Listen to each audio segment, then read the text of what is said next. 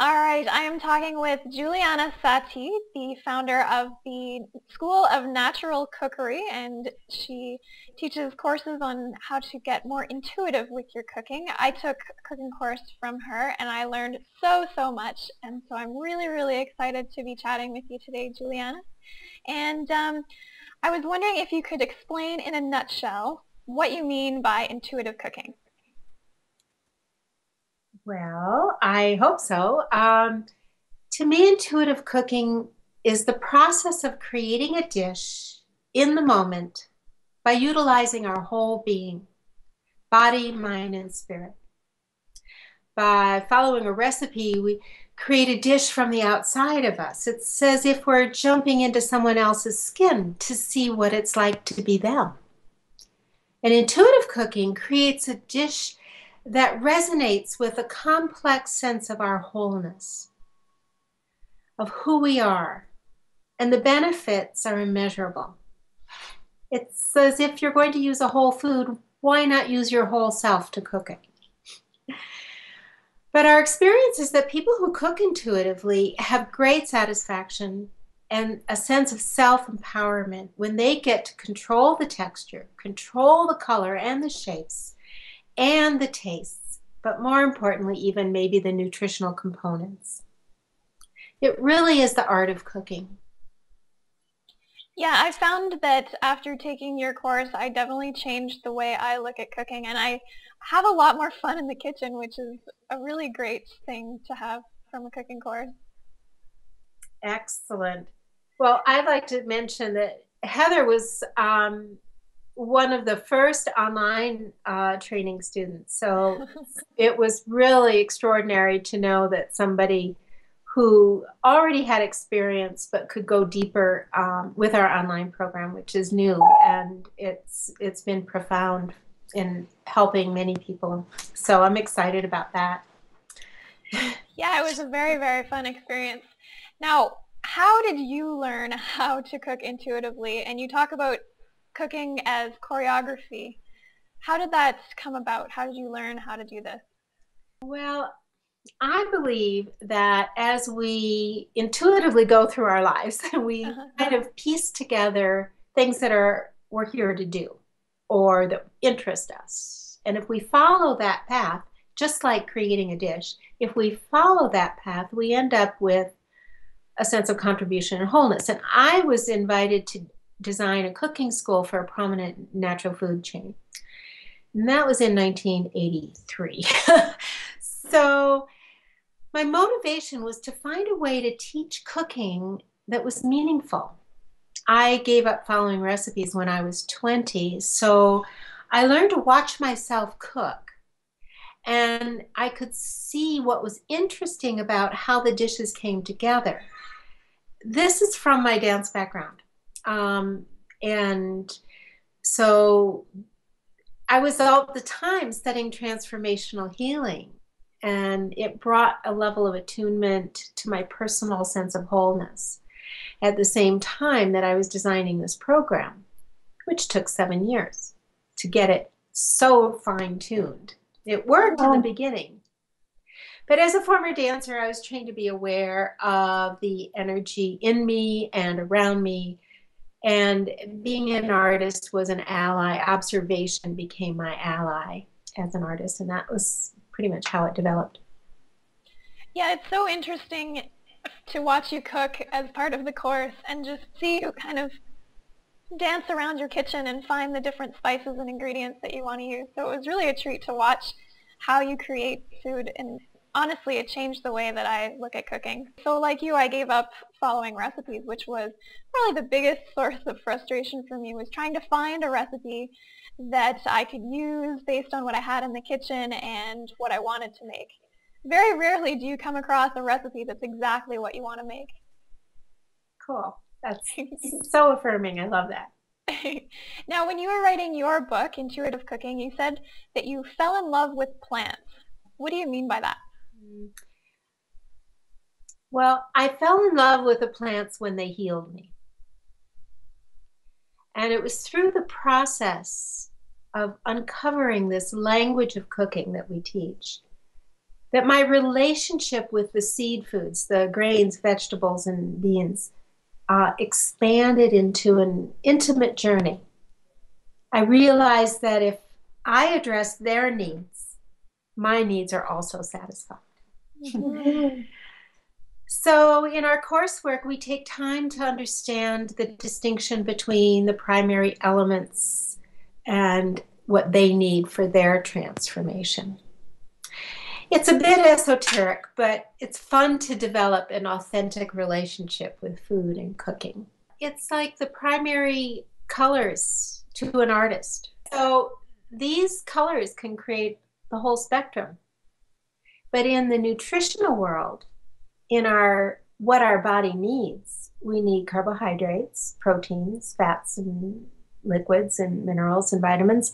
And so when we categorize the elements of what we eat into food groups and different categories, we know how to manipulate them. And that's the basic principle of our language, to understand the grammar and alphabet of cooking. So it's very simple, but it's very deep, in the same way that, like a Zen koan would be very deep. It's very simple, but that's what our system is. I think it's profoundly entertaining. Oh, it's so interesting. I got to tell you, in our new teacher training, and I hope you'll join us. We, I'm constantly improving the curriculum. And so we added a new piece to that, and we discovered a new cooking method. Oh. We didn't invent the cooking method. It was something that people do. But I was able to put it in the framework of the language so that we now knew how to access it and talk about it. So now I can tell you, in a clearer depiction of what that dish is. And you'll just get it like that instantly. It's like knowing your verbs in a foreign language. The more familiar you are with the verbs and the verb conjugations, the more fluent you are. And it's the same thing with cooking methods. They are the action of creating a dish. They're the verb. And the primary elements are the nouns. They're what the story is about. To answer, to kind of come around in a long way to your... It happens. Now, you also emphasize whole foods that are grown organically and in a very nourishing way. Why is that important to you? Well, there's a couple of reasons, but our methods are very simple. They're designed to bring out the most that a food has to offer in taste, texture, color, and digestibility. Now, the soil creates these foods. So if it's a toxic soil, we can taste it. But more importantly, a food that grows in nature without chemicals is a stronger medicine for us. And how do you make those healthy foods taste as delicious as possible? What are the main tricks up your sleeve? Again, it's the comprehensive understanding of the language of cooking. It's for a natural cook to how to understand the transformation and design to create the best possible dishes easily. I think ease and less stress is really what it's about also. The language is similar to most art forms because it has a structure to give a base understanding, like grammar and punctuation and nouns and verbs. When they go to tell a story, just as I had mentioned before, we learn to write a dish, create a dish. And to make it as healthy as possible, we have the bare bones understanding of all cooking. And cooking is transformation. And this language provides a structure, like a skeleton, that we can bring ourselves to. We can bring the muscle, we can bring the skin, we can put on clothing, herb spice. We can put on a red shirt that day or a blue shirt. And the most important thing about making it taste good really is simply good technique, which is understanding the verbs, and an awareness, a consciousness of the cook that it can make any dish good. Now, as you say, vegetables have a very strong personality and individual personalities. How do you work with them? How do you categorize them to make sure that they don't kind of fight amongst themselves in your dish? Well, there are many factors outside of, seasonal choice and making sure that you're using that, nutrient preferences, which ingredients you want. Outside of those things, how to make them aesthetic and, like you say, make a great dish. I look at two things: how it grows and its color. And I guess the third one, the number of items in the dish from a point of view of art and design. So which cooking method I use usually comes from either usually has something to do with meal composition, because it tells me where the oil is going to be, the fat, so I can balance that, and where the flavors are going to be, so I can balance that. So I don't just make all my favorite dishes. If I did, I would have braised eggplant, marinated beets, and bean pate, creamy soup, and creamy sauce all in one meal. It would not be balanced. So you can't go to the outside. You have to construct from the language a simple balance. In the home cook course, we teach 8 basic cooking methods. And these are enough to take someone for a full lifetime. That's what you took. But in the personal chef training, there are more like 20.